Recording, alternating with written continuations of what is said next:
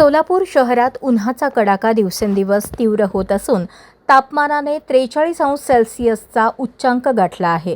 हवामान विभागाने पुढील 2 दिवसात तापमान आणखीन वाढण्याची शक्यता वर्तवली असून उष्णतेच्या लाटेचा इशारा दिल्याने नागरिकांमध्ये चिंता वाढली आहे।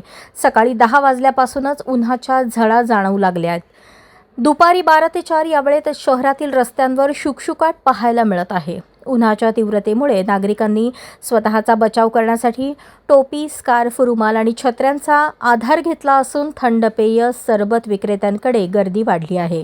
वाढत्या तापमानामुळे दैनंदिन जनजीवनावर परिणाम जाणवत असून नागरिकांना शक्यतो दुपारच्या उन्हात बाहेर पडणे टाळण्याचे आवाहन प्रशासनाकडून करण्यात आले आहे।